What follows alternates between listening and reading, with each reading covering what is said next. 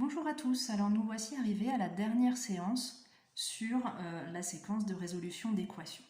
On va s'intéresser aux équations de degré 2, donc on a vu les équations du type x carré égale un nombre ou les équations de type produit nul. Et bien là, on va voir qu'on va pouvoir résoudre d'autres types d'équations. Alors là, très franchement, ça s'adresse plutôt aux élèves qui souhaitent aller en seconde générale, même si on peut avoir des questions de ce type-là à l'examen, c'est des questions qui sont assez difficiles. Alors, si j'observe cette grande équation, elle ne donne pas vraiment envie. Je me rends compte que c'est de degré 2, donc il faudrait que je développe tout pour me débarrasser des parenthèses, et je me retrouverai avec une équation de degré 2 qui n'est pas de type produit nul, pas de type x carré égale un nombre, donc que je ne sais pas résoudre. Donc mon but, ça sera de me ramener une équation de type produit nul que je sais résoudre. Et bien, pour commencer, j'ai pris tout ce bloc-là que j'ai soustrait de façon à obtenir cette écriture-là. Et à droite, j'ai un 0. Bon, c'est nul, ça c'est la bonne nouvelle, mais ce n'est toujours pas de type produit nul. Il me manque le produit. Si je veux transformer une expression en un produit, eh bien ça s'appelle factoriser. Je pars donc à la recherche d'un facteur commun, qui est 4x plus 1 avec les parenthèses. Tout ce qui n'a pas été entouré va dans la parenthèse. 3x moins 5 moins 2x plus 3. Je vais maintenant devoir réduire plutôt à l'intérieur du crochet. Là, j'ai rien devant la parenthèse, je peux retirer. Ici, j'ai un moins devant la parenthèse, donc vous savez que c'est sous-entendu moins 1. Et on va distribuer. Moins 1 fois 2x, moins 2x, moins 1 fois 3, moins 3.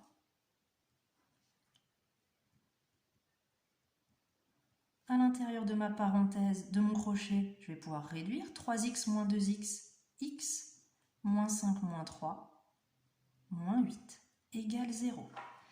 Une fois que j'ai fait toutes ces modifications, eh bien cette équation, elle est de type produit nul.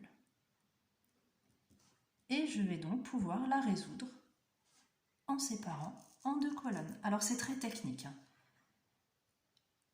4x plus 1 égale 0, ça me donne 4x égale moins 1. Je divise par 4, ça me fait moins 0,25. 8 moins x égale 0, ça me fait 8x égale 8. Les solutions sont moins 0,25 et 8. Donc cette partie-là, résoudre l'équation de type produit nul, ça c'est facile, tout le monde doit savoir le faire. La partie factorisation ici, c'est plus technique. Souvent à l'examen, on vous propose l'écriture déjà factorisée et on vous demande de vérifier que c'est bien la bonne. Ceux qui souhaitent aller en seconde générale, par contre, il faut savoir faire ça. Alors, deuxième situation, celle-ci. X plus 7 au carré moins 16. Ah, alors ça, c'est nul, mais c'est toujours pas un produit, donc il faut factoriser. Mais là, j'ai pas de facteur commun. Donc on avait vu, il y a maintenant un petit peu longtemps, une identité remarquable. A carré moins B carré égale A plus B facteur de A moins B. Avec ici le A, ça sera le X plus 7 avec les parenthèses. Et le B, 16, c'est combien au carré? C'est 4. Donc j'utilise l'identité remarquable pour factoriser mon expression. A plus B,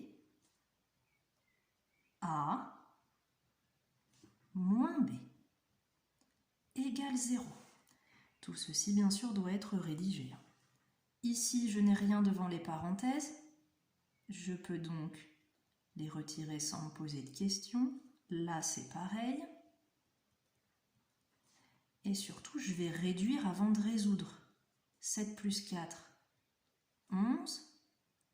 7 moins 4, 3. On n'oublie pas de rédiger. Et de type produit nul, ce qui justifie que l'on peut séparer en 2 colonnes notre résolution. Et alors ici, c'est quand même très facile.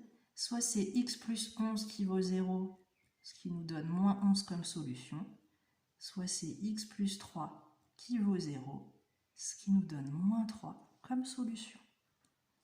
Les solutions sont moins 11 et moins 3. Cette partie-là, la résolution de l'équation de type produit nul, c'est comme ici, ça c'est tout le monde doit être capable de faire ça. Et la partie factorisation, elle est beaucoup plus technique.